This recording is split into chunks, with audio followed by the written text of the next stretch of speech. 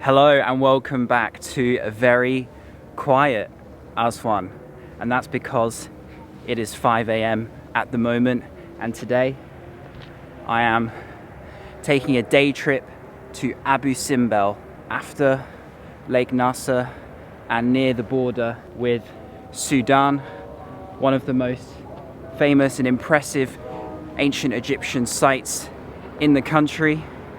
And not many people go all the way down there, but I have the opportunity to do a day trip here from Aswan, and I'm very much looking forward to it.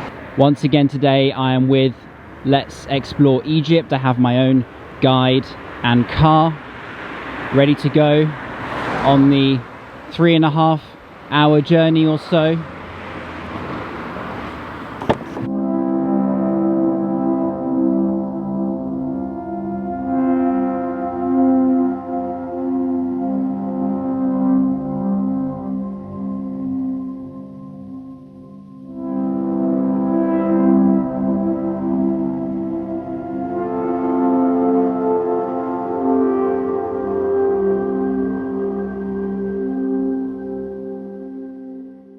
Well on the way towards Abu Simbel, and we have stopped here.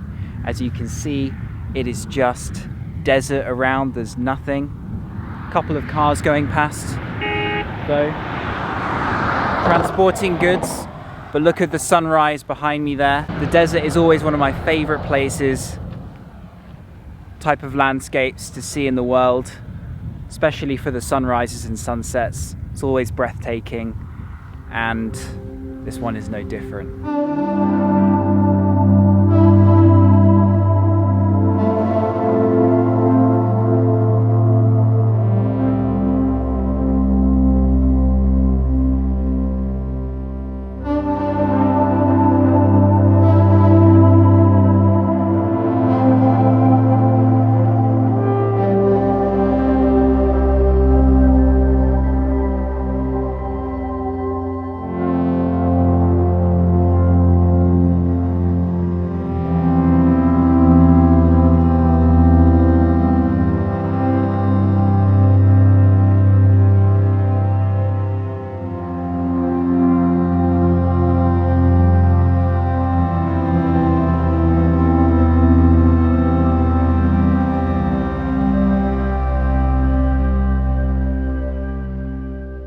After a 3.5 hour journey, we are now here outside the Abu Simbel temple complex. Behind me is the huge sea-like artificial Lake Nasser, created after the introduction of the high dam in Aswan.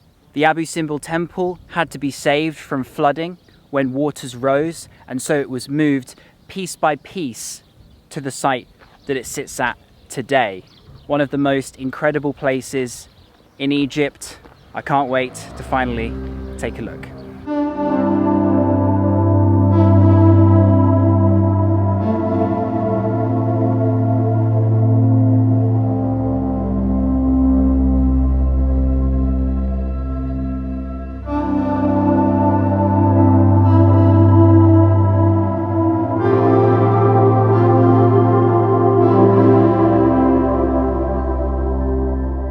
Now here inside the Abu Simbel complex, which consists of 2 temples. The first and most famous, the one of Ramses II. The other dedicated to his wife, the temple of HATHOR. It is 240 Egyptian pounds to enter.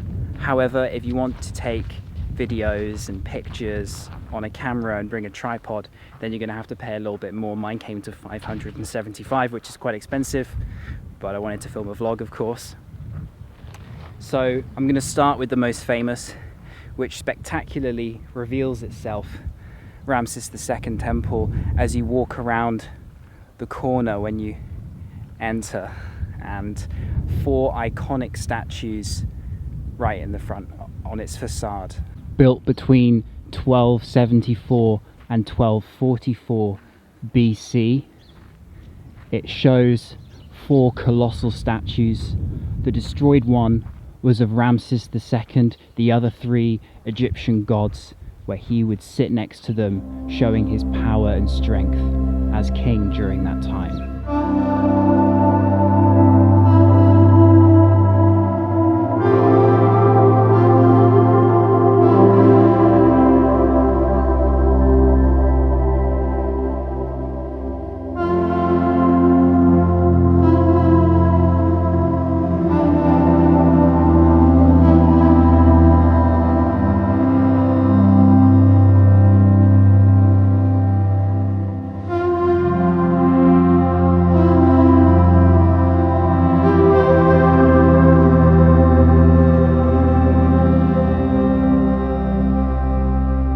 Following the ancient Egyptian era, desert sands shifted and the entire thing became lost in time until in 1813 a Swiss explorer found one of the heads of the statues exposed above the sand. During an earthquake, it was unfortunate that it was Ramses' statue himself, not any of the three gods sitting beside him, that was ruined. And here we can see his head, slight image of the nose and the ear today, but his legacy slightly tarnished by natural events. Before entering, we can see here depictions on the wall of all those who followed the kingdom under Ramses II, representing those who were in the empire, such as Iraq, Lebanon and Syria. And on the other side, those in Africa who were part of his kingdom also, who all bowed to him.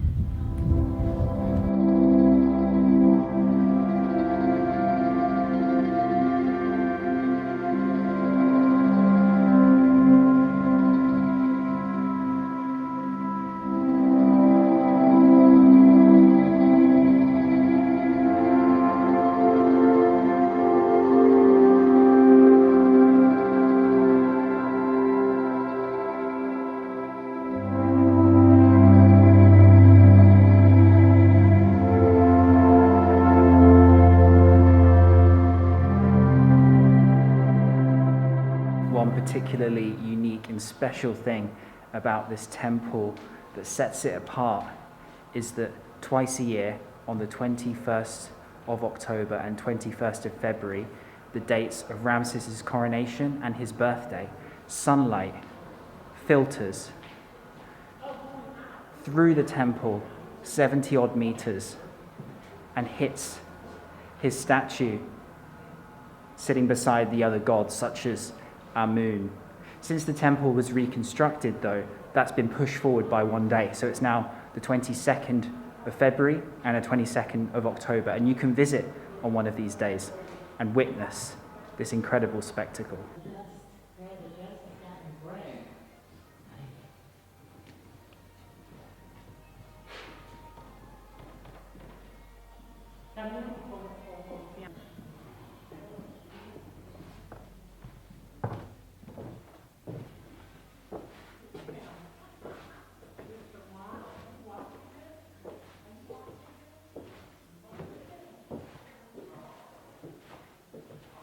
Not every visitor to Egypt makes it as far south as Abu Simbel. Logistically, it's a long day trip to do, but if you're able to visit Aswan after Luxor, then I would say it's the best temple I've seen so far, except I have not been to Luxor yet, but it trumps everything I've seen in Aswan. The fact that it's over 3,000 years old, in addition to being completely pulled apart and put back together again in a different location, again thanks to UNESCO, this place has a lot to admire.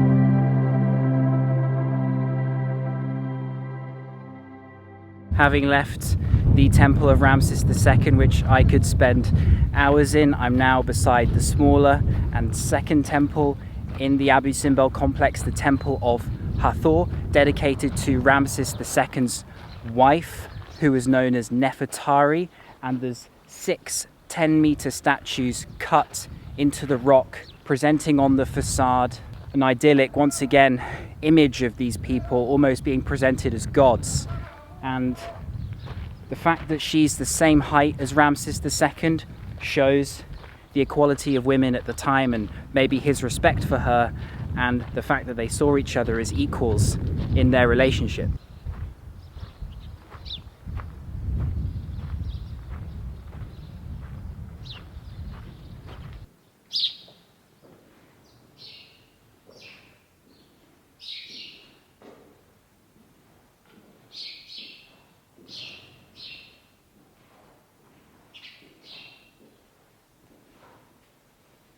It's an eerie feeling being in a temple by yourself, not even a security guard in here with me. I can feel the weight of the silence, and for the first time you kind of get that moment alone with the inscriptions and art on the wall and the carvings, and you just feel the history, and it kind of hits you and you feel mesmerized by it. It's hard to explain, but there's certainly something special about being in one of these temples alone.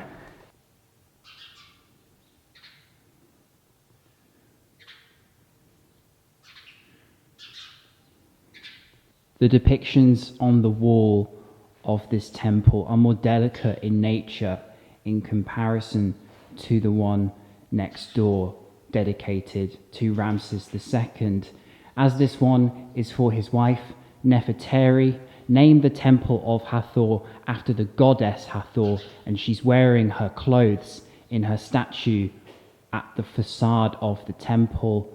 This one, I suppose, represents feminine ancient Egypt, and the one to Ramses II, a more masculine approach, just based on the general inscriptions. But there's still violence in this one. There's still fighting to show power, but it's not as intimidating, let's put it, as her husband's temple.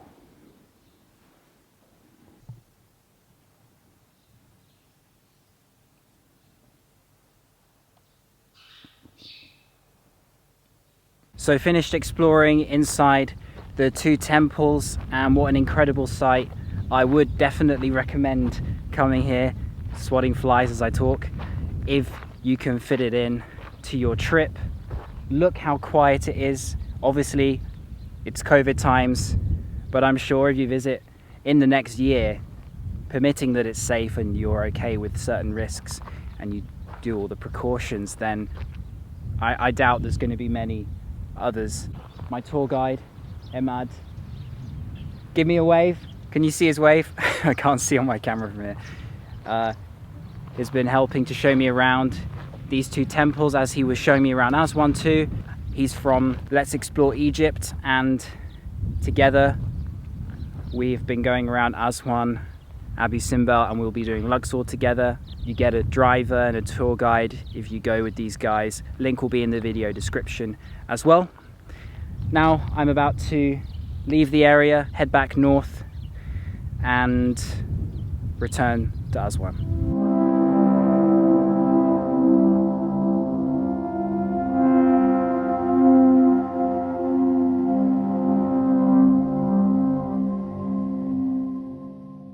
At a stop on the way back from Abu Simbel to Aswan, this is the road which cuts through the empty lands of southern Egypt here, right in the very south, that is. There is only one stop between the 2 places, and that's this cafe.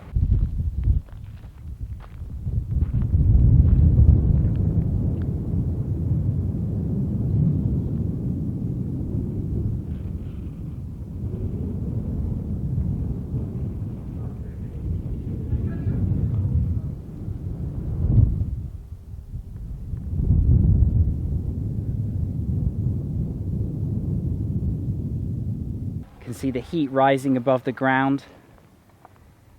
Interesting just to observe this kind of landscape.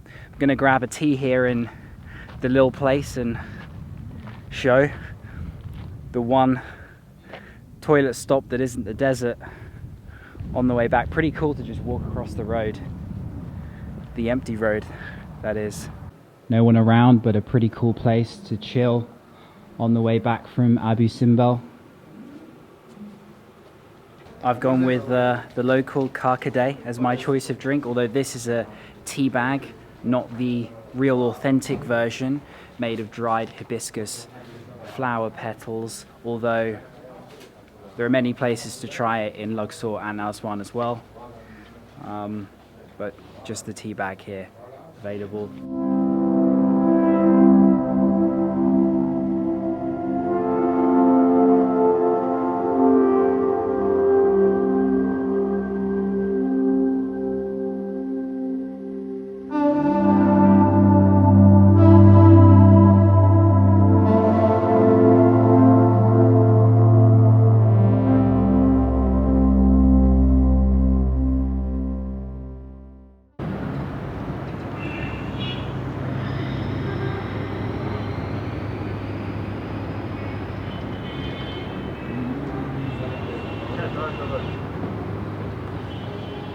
As you saw there, I have just walked on to the Princess Sarah, the cruise that I'm going to be on for the next few nights, going through some different Nile villages and visiting the temples of Komombo and Edfu, and then finally finishing in Luxor. That's all going to be one video showing the Nile cruise, the food on the boat, some of the sunsets from the rooftop, and also the temples. Abu Simbel is well worth a visit, an absolutely stunning place and a great reminder of the past here in Egypt. That's all for this video. Thank you very much for watching and stay tuned, much more coming from this trip. Peace.